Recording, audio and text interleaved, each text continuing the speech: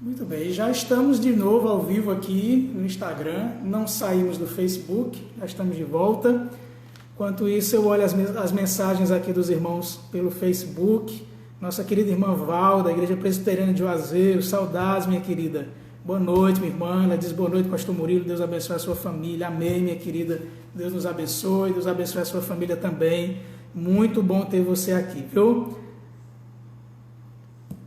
Nossa irmã Maria de Lourdes aqui também, pelo Facebook. Nossos irmãos aqui do Instagram estão voltando. Muito bem, então já sem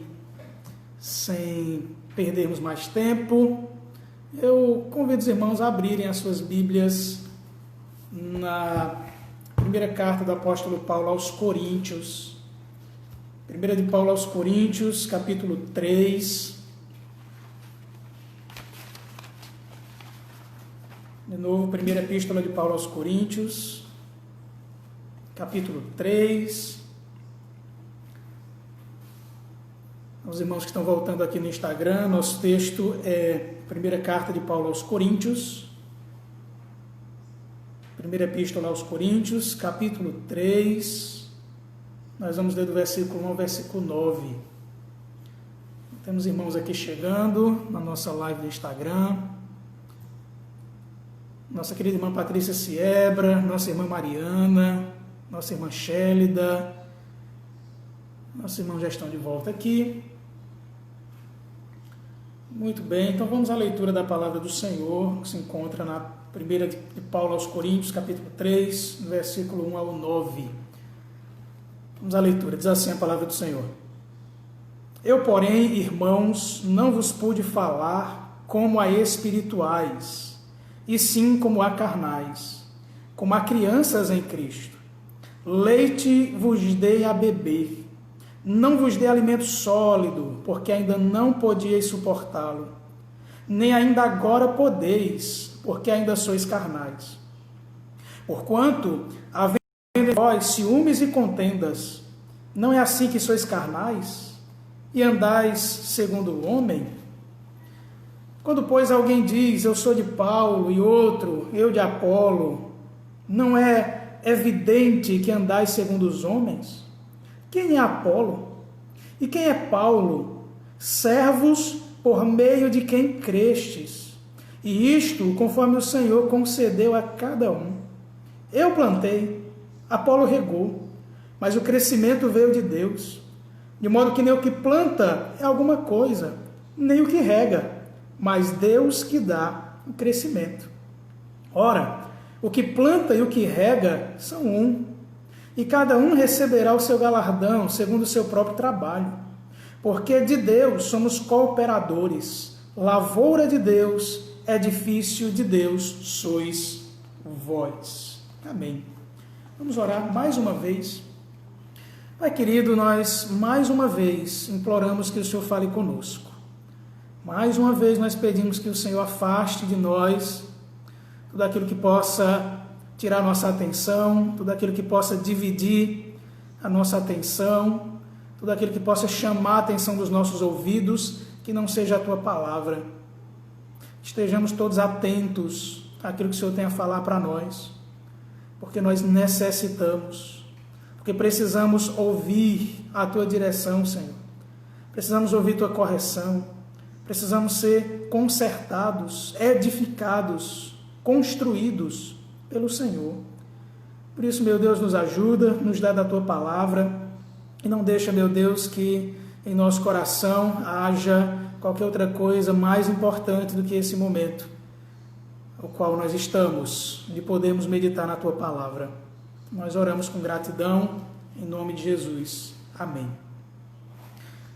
Meus irmãos, imagine, só imagine que existe uma igreja, só imagine, tá? É imaginação mesmo.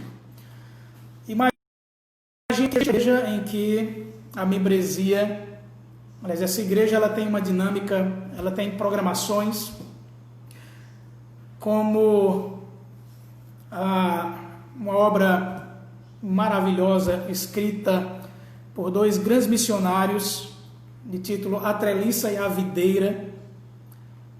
A igreja funciona como uma treliça, a estrutura da igreja, uma treliça bem montada, bem construída, e ela serve à edificação da igreja, para que a igreja cresça, para que a videira cresça. A estrutura é importante, mas a videira é mais importante. A estrutura existe para que a videira cresça. A estrutura existe para que a igreja se desenvolva. Então imagine que exista no Brasil uma igreja que tem uma dinâmica que oferece para a igreja essa treliça. E essa treliça é a palavra de Deus. Tudo que acontece na vida da igreja, ela acontece pelo Espírito Santo através da palavra. O instrumento do Espírito Santo para a edificação, para o crescimento da igreja, é a sua santa palavra. É a sua revelação, é a palavra revelada. É o que Deus nos deu. E Ele nos deu também o seu Espírito, que fala através da palavra aos nossos corações para o nosso crescimento. Então imagine que exista uma igreja no Brasil, existem igrejas no Brasil, que elas oferecem essa treliça de programações em volta da palavra de Deus para o crescimento da igreja. Ela tem na sua dinâmica momentos de estudo bíblico semanais, vários tipos, grupos de estudo bíblico, programação na própria igreja, grupos nos lares, mas todos voltados para o crescimento da igreja na palavra.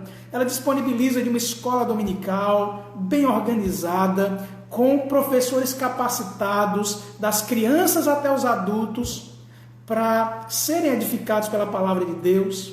E essa igreja possui recursos da graça de Deus, professores capacitados, tecnologia, ela possui tudo. E essa igreja, esse povo que congrega lá, simplesmente, só na imaginação, tá? Essa igreja não existe, mas só na imaginação. As programações semanais dão 3 pessoas, 4 pessoas. A escola dominical ela também dá 10 pessoas. Uma quantidade irrisória em comparação à quantidade daquelas pessoas que professam a fé em Cristo e que congregam lá naquela igreja. Parece que eu estou falando da igreja evangélica brasileira, né? Mas eu estou falando de Corinto. Corinto não tinha toda essa tecnologia que nós temos, mas ela nasceu através do trabalho do apóstolo Paulo. Paulo chega em Corinto, ele passa 1 ano e meio naquela cidade, pregando o evangelho, construindo uma boa treliça na palavra, pregando nas casas, pregando na sinagoga, pregando nas casas, e ali nasce uma igreja, pessoas se convertem. E Paulo passa estimulando aquela igreja, enchendo aquela igreja com a palavra de Deus. Ele passa 1 ano e meio, dia após dia, construindo essa estrutura de pregação, de estudo da palavra, de oração, em favor do crescimento daquele povo. Mas sabe o que acontece? O apóstolo Paulo precisou sair de lá, ele precisou continuar seus trabalhos missionários, mas ele deixou uma igreja com uma liderança, com uma estrutura, com uma boa treliça, com uma igreja que foi evangelizada pelo próprio apóstolo Paulo, foi discipulada pelo próprio apóstolo Paulo, e o que acontece é que essa igreja, ela continuou sem aproveitar aquela treliça. Ela continuou ausente da instrução na palavra do Senhor. Ela continuou relegando a instrução da palavra do Senhor, colocando outros elementos como elementos importantes para as suas vidas. Corinto era uma cidade que disputava com Atenas, ela perdia para Atenas no quesito filosofia. Atenas era um polo de conhecimento, o principal polo de conhecimento de filosofia, mas Corinto era o segundo principal polo de conhecimento de filosofia. E o principal daquela região, chamada Acaia, era Corinto. E o problema era que aquela igreja deixou de lado o evangelho, colocou de lado a instrução da palavra do Senhor e passou a dar créditos e de maneira acrítica a todas as filosofias que eles ouviam. E como eles eram antes de se converterem, tinham seus filósofos preferidos, quando apóstolos e líderes pregadores da igreja passaram por lá, eles fizeram a mesma coisa. Eles desprezaram a doutrina e eles fizeram partidos políticos lá dentro da igreja. Então havia o partido político de Paulo, que Paulo não fundou, que Paulo não quis, Paulo não queria isso. Havia o partido político de Pedro, havia o partido político de Apolo e havia o partido político de Cristo. Isso era muito interessante naquela igreja. Havia pelo menos 4 igrejas dentro daquela igreja.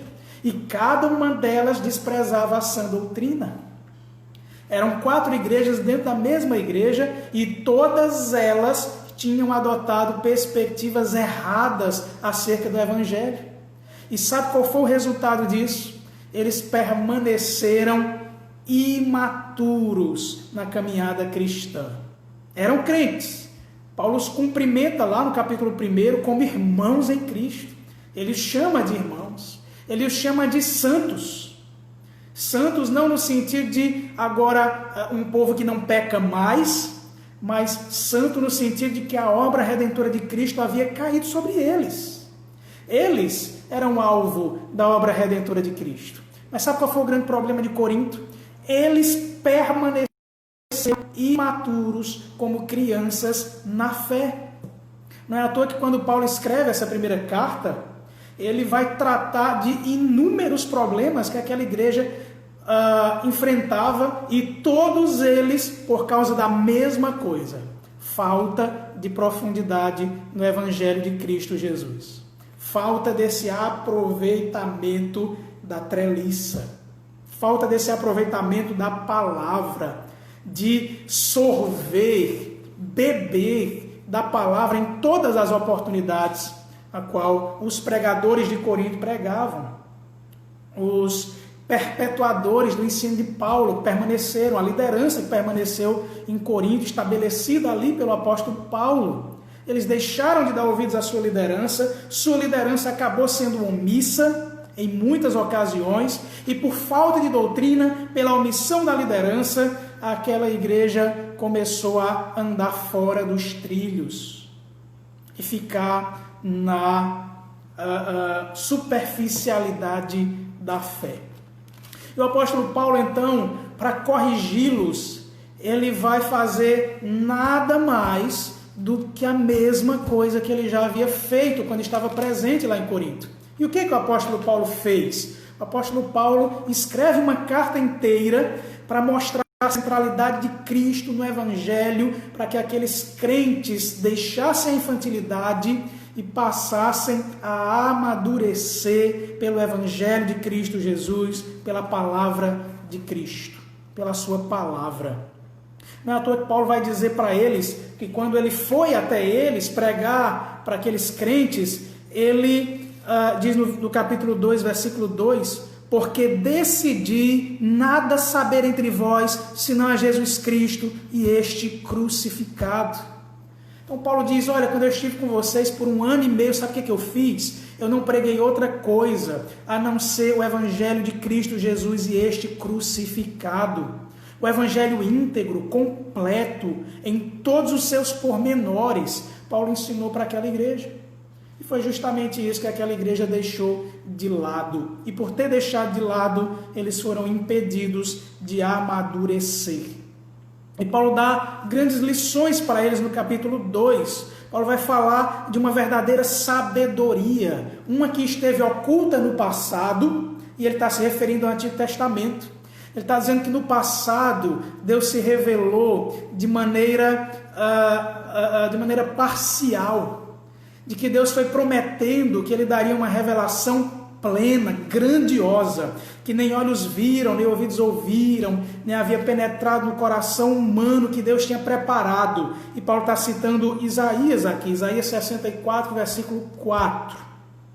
Só que ele vai dizer que agora, tudo isso que esteve oculto foi revelado. Quem que esteve oculto e foi revelado? Cristo Jesus, o Senhor.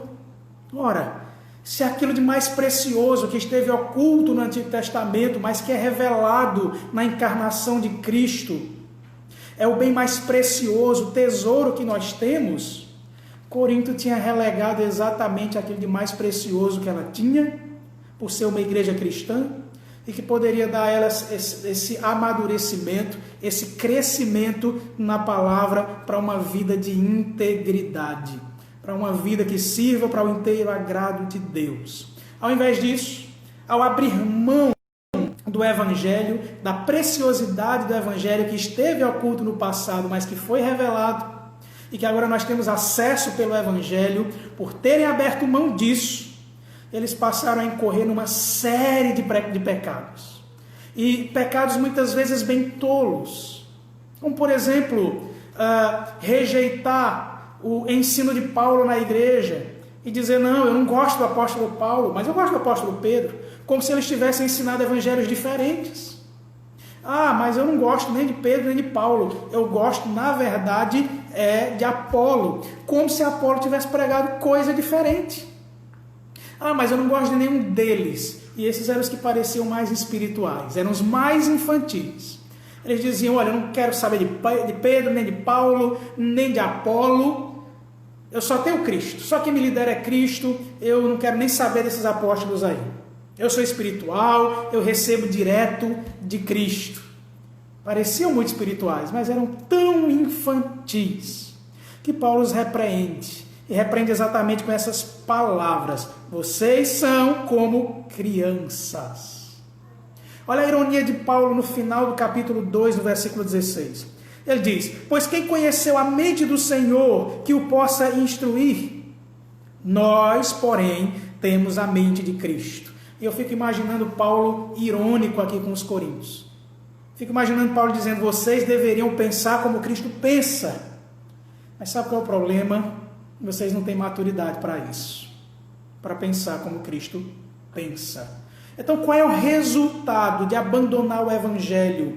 Qual é o resultado de não aproveitar a treliça, não aproveitar a estrutura que a igreja lhe oferece, se ela é uma igreja bíblica, se ela prega corretamente o Evangelho para o crescimento da igreja, e essa igreja não comparece para ouvir o ensino bíblico, essa igreja é omissa. E sabe qual é a conclusão de Paulo aqui? São crentes que não crescem. Sabe o que é interessante? Ninguém, nenhum ser humano adulto, gosta que alguém chegue para você e diga assim, você é um menino, você é infantil, você é um moleque. Você gostaria de ouvir isso? Você gostaria de tomar uma atitude, alguém chegar para você e dizer, olha, você é um menino, é um moleque. O problema é que a gente não gosta disso, mas nós adotamos uma postura infantil como crentes que somos. Adotamos uma postura infantil e não aceitamos que alguém olhe para nós e diga, amadureça, porque você é um menino na fé. E sabe qual é o caminho para esse amadurecimento? O apóstolo Paulo vai dar umas exortações maravilhosas para a igreja de Corinto nessas passagens, criticando essa espiritualidade superficial e estimulando aquela igreja a uma espiritualidade robusta, madura, pautada na palavra, no poder do Espírito. Então, se você é esse crente que simplesmente abre mão das programações da igreja, se a sua igreja é uma igreja bíblica, se a sua igreja é uma igreja que prega corretamente, coerentemente o Evangelho de Cristo Jesus, vive isso, e você não faz, não vai, não aproveita a treliça, sabe o que é que Paulo diz para você? Você é um crente de uma espiritualidade superficial. Gostou de ficar ali na imaturidade. Então não ache ruim quando alguém olhar para você e dizer, pare de ser moleque, pare de ser infantil. Então quais são as exortações de Paulo aqui para repreender a espiritualidade superficial e estimular a igreja ao crescimento, à maturidade, à robustez da fé? Primeira delas, peço que você olhe aí para os versos 1 a 3. Paulo diz, eu, porém, irmãos, não vos pude falar como a espirituais, e sim como a carnais, como a crianças em Cristo.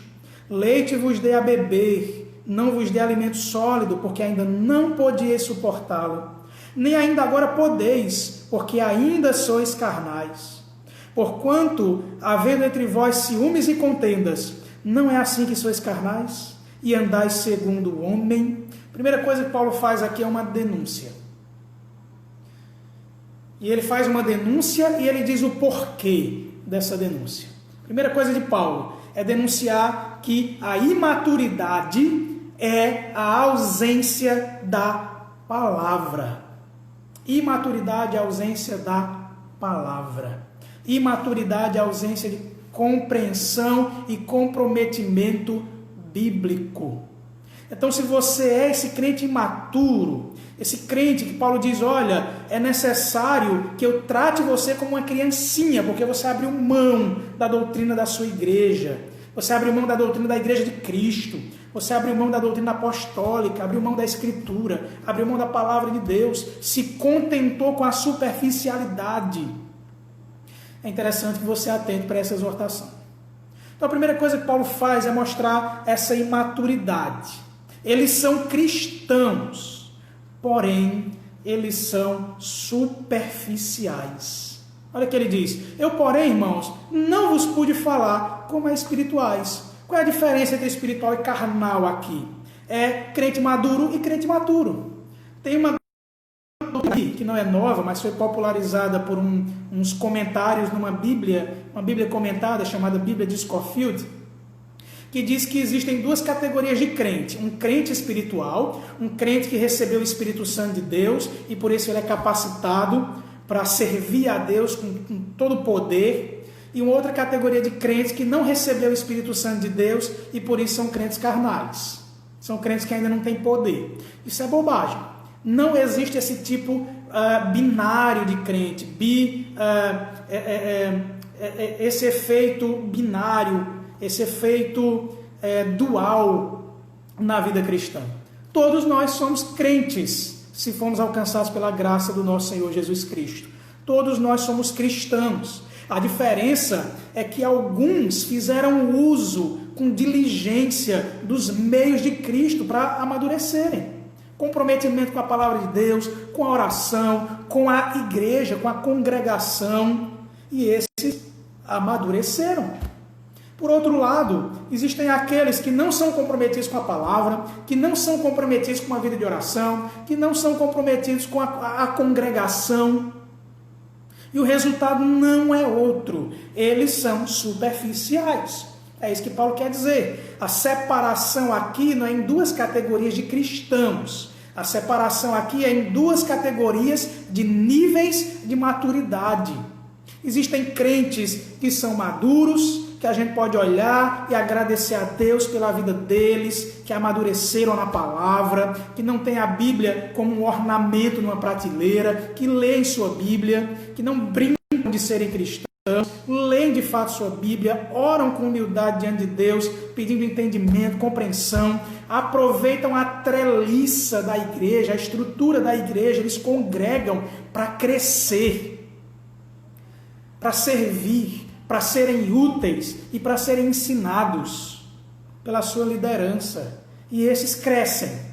Em contrapartida, os outros permanecem infantis, dando trabalho para suas lideranças dia após dia, ano após ano, e nada acontece em suas vidas. Eles não crescem, eles só regridem. São meninos e querem ficar meninos para sempre. É isso que Paulo está dizendo para os coríntios. Ele está dizendo, olha, eu não posso falar para vocês como vocês fossem maduros, porque vocês não são. Simples assim. E sabe por que vocês são imaturos? É porque aquilo que eu preguei para vocês, que eu passei 1 ano e meio pregando para vocês, evangelizando, discipulando essa igreja, sabe o que aconteceu? Grande problema é que vocês deixaram de lado a sã doutrina. É curioso porque essa igreja, a igreja de Corinto, ela era dotada de dons do Espírito Santo. Essa é mais uma prova de que essa igreja era uma igreja de Cristo. Era povo de Deus, que o Espírito Santo se manifestava. O próprio apóstolo Paulo vai reconhecer isso. A grande diferença é que hoje em dia, por exemplo, esse de defeituoso de Corinto se reflete, se repete na igreja dos nossos dias. achando que supostas manifestações sobrenaturais, ou até mesmo manifestações sobrenaturais genuínas, verdadeiras, é sinal de maturidade dos crentes. Isso não é verdade. Corinto é uma prova de que não há uma relação entre manifestações sobrenaturais e maturidade. Porque se assim fosse, se houvesse essa relação, essa igreja era para ser a igreja mais madura do Novo Testamento. Em contrapartida, é a igreja mais problemática. Tão problemática que Paulo não escreveu só 2 cartas para essa igreja, não. Nós temos 2 cartas aqui na Escritura. Mas Paulo escreveu 4 cartas para essa igreja. E depois um outro líder, Clemente, ele vai escrever mais 2 cartas para essa igreja. E ele tem que repetir aquilo que Paulo havia escrito para aquela igreja, as mesmas correções. Clemente tem que fazer. Tem que mandar de Roma cartas para a igreja de Corinto, para repreendê-la, para repreender sua infantilidade. Então era uma igreja que tinha dons, mas era uma igreja que os dons não foram suficientes para o seu amadurecimento. Prova de que amadurecimento é somente pela palavra de Deus, um relacionamento comprometido com a palavra de Deus. Por isso que imaturidade, Paulo deixa claro aqui, é ausência, escassez da palavra. Paulo continua: leite vos dê a beber, não vos dê alimento sólido, porque ainda não podíeis suportá-lo, nem ainda agora podeis, porque ainda sois carnais. Mas sabe o que Paulo está dizendo aqui? Ele não está dizendo que existem dogmas, doutrinas, que um crente deve aprender agora, mas outras doutrinas que ele só deve entrar em contato quando ele tiver 20 anos de vida cristã. Paulo não está dizendo isso. O mesmo conteúdo que a gente ensina para crianças, lá no nosso departamento infantil, o evangelho para as crianças.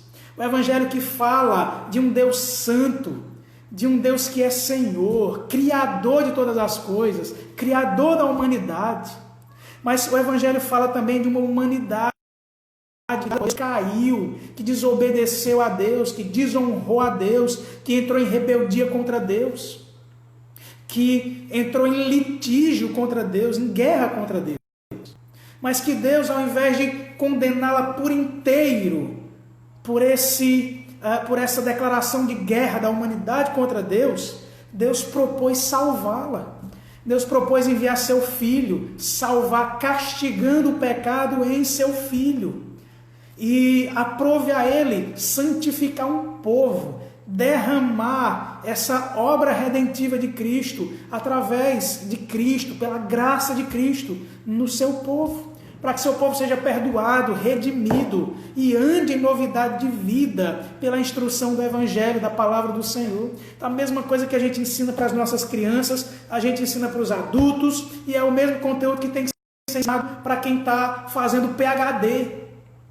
É a mesma coisa. O que Paulo está dizendo é que ele ensinou os coríntios como quem ensina a criança, como quem está começando, e isso é necessário. E os coríntios foram ensinados assim, com o conteúdo do Evangelho. Paulo disse: eu fui até vocês com a mensagem do Evangelho, do Cristo e este crucificado. Esse é o Evangelho. Então ele não omitiu nenhum conteúdo do Evangelho, mas ele ensinou a igreja de Corinto como se eles fossem crianças, como de fato eram. Foram evangelizados, deixaram o paganismo e agora eram cristãos. Então eles precisavam aprender, mas o conteúdo não muda. É o mesmo Evangelho. Só que Paulo está dizendo aqui é o seguinte: olha, eu ensinei vocês do mesmo jeito que eu ensinei crianças. O problema é que vocês permaneceram crianças. Permaneceram crianças. Não conseguem ouvir um linguajar mais adequado para um adulto. Não conseguem, de tão infantis que são. Me lembro de um pastor amigo meu, também conhecido de vocês, pastor Antunes, que ele, ensinando uma doutrina antiga, defendida pelos reformadores. E quando ele terminou de ensinar aquele estudo na igreja, teve um irmão que levantou a mão e disse: pastor, o senhor está ensinando doutrina nova. Isso é errado. Está ensinando doutrina nova. E ele pediu licença, foi lá na biblioteca e trouxe a Teologia Sistemática de Charles Hodge, escrita no século XVIII. E disse, isso é doutrina nova, meus irmãos, eu estou ensinando algo que teólogos, pensadores que estavam lá no século XVII, no século XVI, no século XV, estudando a palavra de Deus, estudando os teólogos do passado. Não tem nada de novo. O que tem de novidade hoje é uma igreja que não conhece mais sua doutrina velha. Esse é um problema. É uma igreja que, por não aceitar a doutrina velha, por entender a doutrina velha como nova, inclusive é por isso que ela aceita novos apóstolos, que nós devemos achar algo absurdo, uma vez que nós ainda temos os velhos apóstolos. Para que a gente quer novos apóstolos, se nós temos os velhos apóstolos de Cristo aqui na Escritura? Tudo que eles ensinaram, inspirados pelo Espírito Santo de Deus. O problema é que quando a gente se aparta da palavra de Deus, aí nós nos abrimos para tudo quanto é novidade. E quando alguém chega pregando a velha sã doutrina, esses vão considerar que isso que é pregado é novidade. Curioso nos nossos dias. Muito bem, Paulo continua. Ele mostra que essa espiritualidade que os coríntios tinham, superficial, era uma espiritualidade mística, mas que não tinha poder nenhum contra o pecado. Quanto, havendo entre vós ciúmes e contendas, não é assim que sois carnais e andais segundo o homem? O que é que Paulo está dizendo aqui? Ele está dizendo, olha, uma vez que você ou qualquer crente se afasta da sã doutrina e permanece na infantilidade da fé, ele vai desenvolver um tipo diferente de espiritualidade, ele vai substituir a sã doutrina por misticismo, por qualquer coisa. Mas sabe qual é o problema? É que quando você substitui a sã doutrina por qualquer coisa não tem poder contra o pecado. Porque é a sã doutrina enchendo o seu coração, que quando o pecado bater a porta, quando o sentimento de contenda, de ciúme, que são os destacados por Paulo aqui, chegam até você, batem na porta do seu coração, é a sã doutrina que vai fechar a porta para isso, que vai lembrar você e vai dizer, isso é infantil, isso não faz parte da mente de Cristo, que eu preciso desenvolver na Escritura. Muito bem. Então, o primeiro ponto, Paulo, versículo 1 ao 3, vai provar que aqueles crentes eram imaturos por um motivo muito simples. Eles abandonaram a solidez do Evangelho. Permaneceram na superficialidade do Evangelho. E aí acabaram tendo que substituir o Evangelho por outras categorias de pensamento. Mas Paulo continua. Ele vai repreendê-los mais uma vez. Os versículos 4 ao 7. Paulo vai dizer assim. Quando, pois, alguém diz, eu sou de Paulo, e outro, eu de Apolo, não é evidente que andais segundo os homens? Quem é Paulo? E quem é Apolo? Servos por meio de quem crestes. E isto, conforme o Senhor concedeu a cada um. Eu plantei, Apolo regou, mas o crescimento veio de Deus. De modo que nem o que planta é alguma coisa, nem o que rega, mas Deus que dá o crescimento. A segunda coisa que Paulo vai fazer aqui para exortá-los é mostrar que a espiritualidade superficial leva à arrogância. Não se iluda, meu irmão, não se iluda. Esvaziamento doutrinário dá lugar à arrogância no coração. Qual era o problema daquela igreja? Sabe o que é que trouxe arrogância para o coração daquele povo? E essa arrogância se manifestou nos partidarismos. O fruto de tudo isso é a ignorância da palavra de Deus. Quem pensa que conhecimento da palavra de Deus gera arrogância é alguém que também está enganado. E se você conhece alguém que, porque pensa que sabe alguma coisa da palavra de Deus, é arrogante, esse não conhece a palavra de Deus. Ou ele simplesmente tem uma versão da palavra de Deus, mas não a versão completa. Ele não consegue entender que a palavra de Deus, ao mesmo tempo que exalta Deus, ela também humilha o pecador. E o pecador quem é? Somos todos nós. Então aquela igreja, quando ela olhava para Paulo e fazia um partido de Paulo em detrimento de Pedro, em detrimento de Apolo ou de outros que passaram por lá pregando o evangelho, Paulo está olhando para aquela igreja e está dizendo: olha, quando vocês fazem isso, quando vocês colocam personalidades no pedestal, quando vocês fazem cultos voltados para a performance do pregador e adotam esse tipo de postura na igreja, e vocês colocam no pedestal o pregador, mas não o Cristo da mensagem do pregador, não é isso infantilidade da parte de vocês? Vocês não estão seguindo os homens? É claro que sim. É claro. Qual foi o objetivo de Paulo em chegar em Corinto e pregar o evangelho? Era sair de lá para os coríntios depois erigirem uma estátua em homenagem a Paulo? Hipótese alguma. Paulo foi pregar o evangelho como um servo de Cristo e saiu de Corinto como um servo de Cristo, do mesmo jeito que entrou. Assim como Pedro, assim como Apolo. Aqueles crentes em Cristo Jesus, que são fiéis pregadores do evangelho, que têm os seus corações polidos diante de Deus, onde Deus lapidou o orgulho, e mesmo assim a igreja os colocou em pedestais, a culpa é toda da igreja. E isso é tudo imaturidade, superficialidade. Mas alto no tempo e olha também para a igreja de hoje.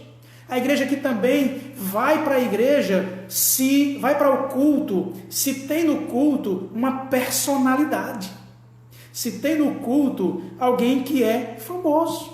Se tem no culto uma pessoa que ficou famosinha.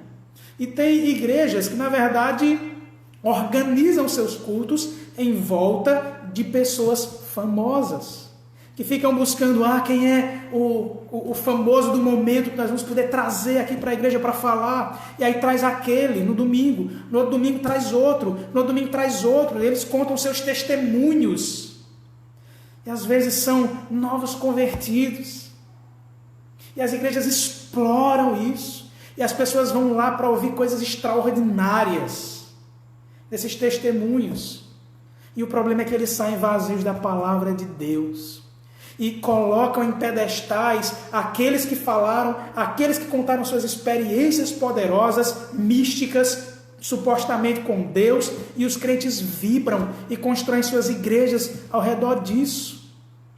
E não conseguem perceber o quanto que eles saem vazios de Cristo. O quanto que tudo isso tira Cristo do centro, do holofote. Quem tem que estar no pedestal, no centro, no lugar mais alto do culto, na igreja e na vida do povo, é Cristo e ninguém mais que Cristo. Mas se a igreja ela é superficial na palavra de Deus, essa arrogância, fruto da ignorância, vai dar lugar a cultos pautados na personalidade do líder, na performance do líder, como aconteceu em Corinto. Exatamente. Corinto é o exemplo de uma igreja que abandonou a palavra em vários aspectos e substituiu a palavra de Deus por outros elementos de culto. Se você continuar lendo a carta aos Coríntios, você vai ver que elementos extraordinários eram o foco do culto. Eles brigavam por isso. Tinha aqueles que diziam que eram mais espirituais porque falavam uma língua. Tinha aqueles que eram mais espirituais porque profetizavam, porque curavam pessoas, em detrimento de outras que não tinham esses dons. E o grande problema de tudo isso é que eles cultuavam a si próprios e não a Cristo.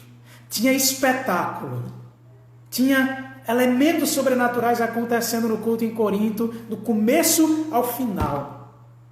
Aquela bagunça toda. Pessoas, múltiplas pessoas falando línguas diferentes, línguas estranhas, uma multidão de pessoas profetizando coisas, e ninguém entendia o que era que estava acontecendo no culto em Corinto. Parecia muito espiritual. Paulo vai dedicar o capítulo 12 ao 14 para mostrar o quanto que esse tipo de manifestação, esse tipo de culto é fruto de uma mente inferior. infantil. Parece espiritual, mas nada mais é do que infantilidade manifesta. Então, Corinto não só era infantil no sentido dos dons, na manifestação dos dons, mas ela era infantil porque ela cultuava pessoas. O grupo que cultuava Paulo, o grupo que cultuava Pedro, o grupo que cultuava é mostrar que esse culto à personalidade não existe. É idolatria. E é fruto de um cristianismo superficial. E Paulo vai dizer então, nos versículos 5 ao 7, o seguinte, ele diz: quem é Apolo e quem é Paulo? Servos, por meio de quem crestes. E isto conforme o Senhor concedeu a cada um. O que é que Paulo está dizendo aqui? Ele está dizendo, olhe para mim. Olhe para Apolo, que são partidos aí importantes que vocês construíram, que nós não aprovamos. Olhe para nós. Sabe o que nós somos? Aí Paulo vai e usa a palavra diácono. Sabe o que nós somos? Diáconos. Nós servimos as mesas. Para que a gente existe? A gente existe aqui para servi-los naquilo que vocês necessitarem. Nós somos menores do que vocês, porque nós somos servos de vocês. O Senhor nos chamou para sermos servos de vocês. Ele deu pastores para a igreja, para servir a igreja. E não para vocês colocarem no pedestal, beijarem os pés dos pastores e acharem que eles têm poderes sobrenaturais e místicos. Não! Sabe o que eles fizeram? Eles vieram aqui, pregaram o evangelho, discipularam vocês, ensinaram vocês como é que é a vida cristã, como é que vocês se comportam, como é que andam diante da sociedade, diante de Deus. E tudo isso com muito choro diante de Deus, com muitas orações diante de Deus, com muita labuta, servindo vocês com a palavra de Deus em todos os momentos. Aí Paulo diz, eu plantei, Apolo regou, mas o crescimento veio de Deus. Sabe o que é interessante aqui? É que Paulo, ele, até no crescimento da igreja, ele rende a glória somente a Deus. É pela graça de Deus que a igreja cresce. E quis Deus fazer com que sua igreja cresça pela pregação do Evangelho. Esse é o crescimento saudável da igreja. E é isso que Paulo vai dizer. Ele plantou o quê? A semente do Evangelho. O que ele pregou? Ele pregou o Evangelho. O que Paulo fez quando chegou lá em Corinto? Abriu um circo e disse, vamos fazer espetáculos aqui, eu vou sair curando um monte de pessoas, eu vou sair falando um monte de línguas, vai ter um ribuliço aqui espiritual, sobrenatural, e assim nós vamos encher a igreja de Corinto. Não. Nas palavras do próprio apóstolo Paulo, ele diz no começo do capítulo 2, eu, irmãos, quando fui ter convosco, anunciando-vos o testemunho de Deus, não o fiz com ostentação de linguagem ou de sabedoria, porque decidi nada saber entre vós, senão a Jesus Cristo e este crucificado. O que Paulo está dizendo aqui? Ele diz que a igreja de Corinto nasceu não pelos espetáculos. Paulo andou longe de querer isso para Corinto, mas ela nasceu pela pregação simples do evangelho do Cristo crucificado. Só isso. Só isso. O problema é que Corinto inverteu a coisa. E em vez do evangelho do Cristo crucificado, ela procurou o evangelho do homem glorificado. E Paulo agora os corrige. Isso é infantil. Ele diz então, quem é Paulo, quem é Apolo, nós nada mais somos do que servos de vocês. Por meio de quem vocês creram. Por meio de quem vocês vieram à fé. E vieram à fé por quê? Porque a gente pregou o evangelho. Porque a gente não omitiu o evangelho para vocês. Porque Paulo poderia ter passado 1 ano e meio ali fazendo shows gospel. Ele poderia ter passado 1 ano e meio ali fazendo espetáculos e cultos de testemunho, trazendo pessoas para contar o que tinha acontecido com elas. Conta aí as coisas grandiosas que Deus fez com você. Não, Paulo contou coisas grandiosas sim, mas o grandioso mesmo que Paulo contou foi que Deus veio em carne. Ele encarnou em Cristo. E sabe o que é grandioso? Esse Deus Todo-Poderoso, soberano, que encarnou em Cristo, Ele condescendeu e se tornou maldito para morrer na cruz em seu lugar. Isso é estrondoso, isso é grandioso. Cristo é grandioso. Cristo é grandioso. Nós só somos aqueles que contaram essa história do Evangelho para vocês. Nada mais. Nada mais que isso. Eu plantei, Apolo regou, mas o crescimento veio de Deus. Toda glória a Deus pelo crescimento. Então aquela história de a igreja tal cresce, olha como o pastor é poderoso. Olha, se a gente vai julgar a cara da igreja pelo pastor, nem sempre funciona. Paulo é o fundador dessa igreja. E essa igreja não se parece com Paulo em absolutamente nada. Corinto era uma igreja que não tinha nenhuma característica do seu fundador. Ela não era uma igreja bem doutrinada, como Paulo era. Ela não era uma igreja evangelizadora, como Paulo era. Paulo mais na frente vai ter que dizer que o culto em Corinto afastava os interessados. Afastava. Que era tão bagunçado que ninguém entendia. Que quando chegava um incrédulo lá, um descrente, um pagão, para conhecer quem era esse Deus Cristo que estava sendo pregado por aquele povo, eles saíam escandalizados, horrorizados. E eles pensavam, não, o culto lá em Apolo tem ordem. E o culto a esse Cristo aí que vocês estão pregando é uma completa desordem, eu não entendo nada.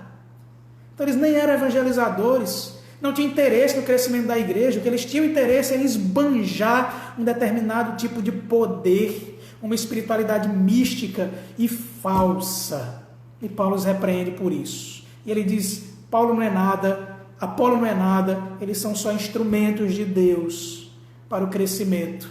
E o crescimento quem dá é o próprio Deus. Então a plantação da igreja deve render toda a glória a Deus e não aos pastores. Não aos pastores. E por último, a última exortação do apóstolo Paulo para a gente caminhar para as nossas aplicações. Versículos 8 e 9, Paulo vai dizer assim, ora, o que planta e o que rega são um, e cada um receberá o seu galardão segundo o seu próprio trabalho, porque de Deus somos cooperadores, lavoura de Deus, edifício de Deus sois vós. O que é que Paulo faz aqui? Ele mostra que a maturidade, atenção, primeiro ele mostra que imaturidade é sinônimo de ausência da palavra. Crente imaturo é alguém que você chama assim, diz, olha, vamos para a igreja porque lá a gente está estudando a Bíblia. E o crente diz, não tenho tempo para isso não. Que é isso? Vai ter doutrina lá na igreja, vai ter estudo na quinta-feira, vamos lá. Eu estou ocupado, olha, eu estou estudando tanta coisa, eu tenho um negócio aí para fazer. Não sei não, eu vou namorar, vou fazer qualquer coisa. Eu tenho disposição para qualquer outra coisa, mas doutrina não venha, nem me venha. Paulo vai dizer que isso é sinônimo de imaturidade. E ele chama esses de infantis, de crianças. Depois, ele vai dizer que essa espiritualidade superficial leva à arrogância. Essa pessoa fica tão com a ignorância, com a escassez do evangelho em sua vida, que quando alguém chama para o conhecimento, para aprender, para caminhar junto numa jornada de aprendizagem, ele simplesmente rejeita por ignorância. Rejeita, às vezes até com grosseria. E cria partidos, estilos fictícios de cultuar a Deus que o agradem mais do que ao próprio Deus. É o culto à personalidade. É o culto particular, pessoal. E agora Paulo vai dizer que maturidade se expressa em serviço humilde. Se expressa em engajamento no corpo de Cristo, humilde. E como que ele vai dizer isso? Ele diz, ora, o que planta e o que rega são um. Ele está dizendo, olha, eu e Apolo, não tem diferença. Nós somos um. E quem plantou, quem regou, esses aí, a recompensa, eles não esperam de vocês. Eles não esperam dos homens. O pregador não pode esperar o aplauso da plateia, porque não tem plateia ali.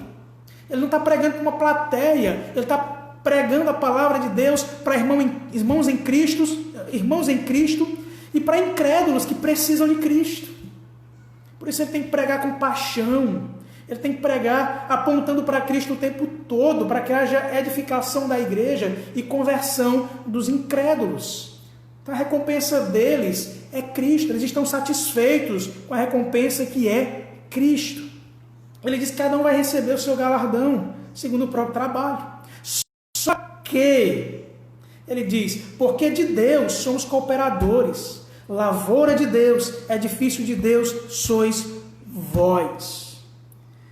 Paulo ressalta a unidade do valor do trabalho, o valor do trabalho unido, o valor do trabalho dos pregadores, o valor do trabalho daqueles que ensinam na igreja, sem competitividade, cujo propósito duplo é o crescimento da igreja, a edificação da igreja e a glória de Cristo aumentada no coração daquele povo e estimulada a servir a Cristo cada vez mais, com os olhos em Cristo, com o foco em Cristo, para receber o galardão que é Cristo.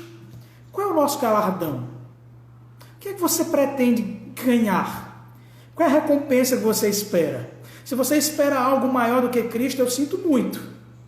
Você vai ficar frustrado, porque nada vai poder substituir a grandiosidade de Cristo no seu coração.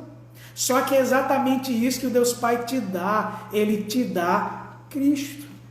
E Ele te dá Cristo como? Pelo Evangelho, porque alguém pregou o Evangelho para você. E Paulo então diz, olha, aqueles que pregaram são um.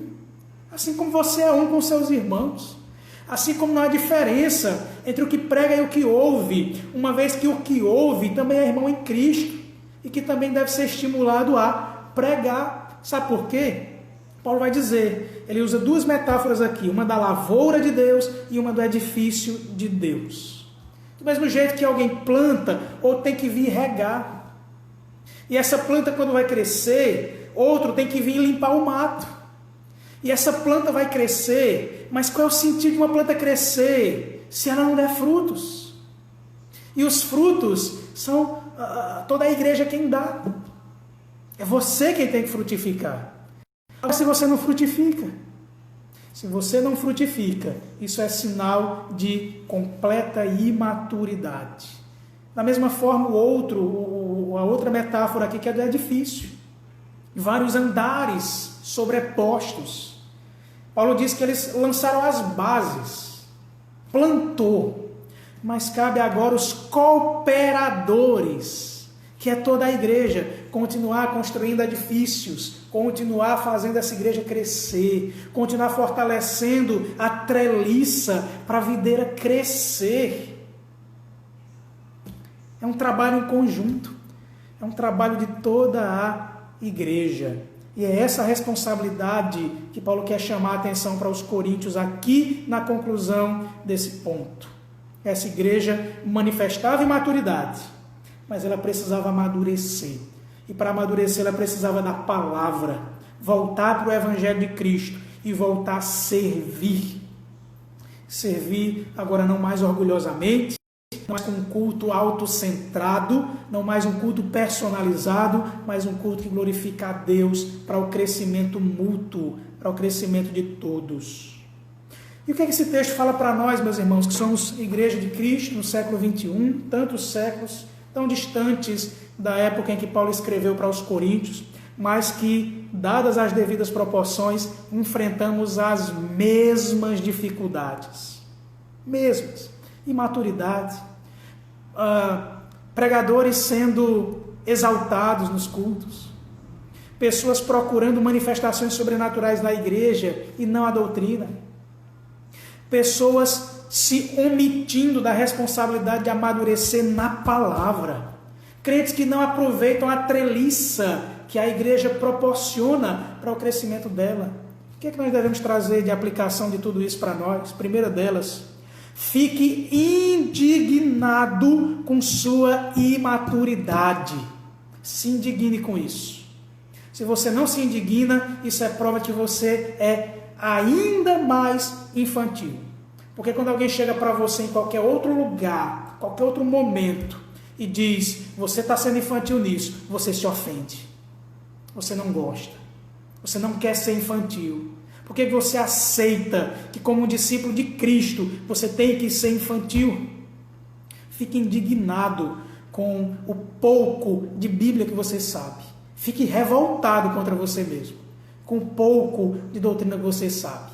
Fique indignado, mas indignado consigo mesmo, para que você vença essa letargia e passe a aproveitar todas as oportunidades que a igreja lhe oferece, que Cristo lhe oferece através da treliça, que é a igreja.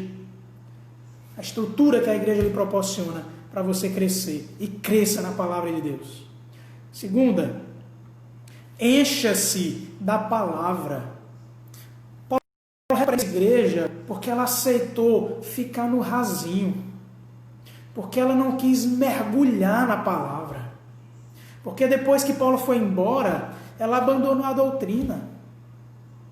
Se você é daqueles também que era leitor da palavra de Deus, frequentador da escola dominical, frequentador das reuniões da doutrina era ensinada, mas depois você achou que bastava, ou se acomodou, meu irmão, você não sabe o quanto que você regrediu na fé. Ninguém fica parado na fé cristã. Ou você está andando para frente, ou você está andando para trás. Então encha-se da palavra. Terceira, fuja da espiritualidade mística. Fuja daquela coisa de que cristianismo, espiritualidade é alguém ficar fazendo milagres acontecendo para cima e para baixo. Fuja disso. Isso era cheio na igreja de Corinto. Paulo queria que eles tivessem uma espiritualidade completamente oposta àquilo ali. O propósito da imaturidade, aliás, o problema da imaturidade de Corinto foi o afastamento da palavra. Isso é o que produz maturidade. Isso é o que desenvolve o fruto do Espírito em nós. E o fruto do Espírito não é quantas curas você fez, quantos demônios você expulsou, mas fruto do Espírito é amor, alegria, paz, bondade, fidelidade, longanimidade, domínio próprio, enfim. E tudo isso que vai amadurecer no seu coração é a palavra de Deus. Então fuja dessa espiritualidade mística.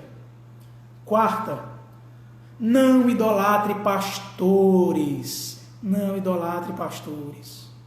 Será que os presbiterianos aqui, uma vez eu perguntei isso para a igreja de Cajazeiras, tivesse aqui uma igreja que abrisse com um pregador famoso lá dentro? Quantos presbiterianos iriam para lá? Quantos? Por causa do famoso, por causa do famosinho. Cuidado com isso. Sua fé está fundada em quem? Em Cristo? Ou sua fé está fundada em pregadores em particular, que você colocou no pedestal? Não idolatre pastores, eles são servos. Quinta e última, sua maturidade é provada pelo quanto você é útil com qualidade para a edificação da igreja. Sabe como é que a maturidade ela aparece, ela surge? Quando esse crente ele quer se capacitar para servir melhor. Ele não quer se capacitar para ele se orgulhar e dizer eu sei, eu posso, eu tenho poder. Mas ele procura se capacitar na palavra com um único propósito: exaltar Cristo, vendo seus irmãos crescerem junto com ele. Se você é um crente que você não serve para nada na sua igreja, não tem outra, você é infantil. Você pode ser servido por uma criança de 5 anos, de 4, de 3. Você coloca seu filho de 5 anos ou menos que isso para fazer o almoço na cozinha, para tomar conta do fogão da sua casa. Você manda seu filho de 3 anos de idade para ir para a fila de um banco fazer um saque.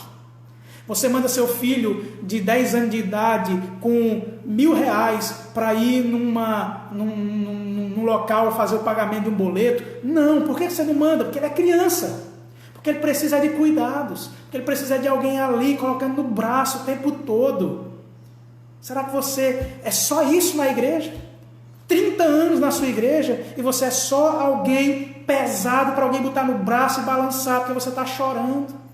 Porque você não serve para alguém dizer, vai lá na cozinha e faz um almoço. Porque alguém não serve, você não serve para alguém chegar para você e dizer assim, ora por mim. Vamos visitar o irmão. Que Deus tenha misericórdia de nós, meus irmãos. Que Deus tenha misericórdia de nós. Eu vou encerrar a live aqui do Instagram, ele já está com a contagem regressiva. A gente vai orar aqui com os irmãos que estão no Facebook. Guardem só um instantinho.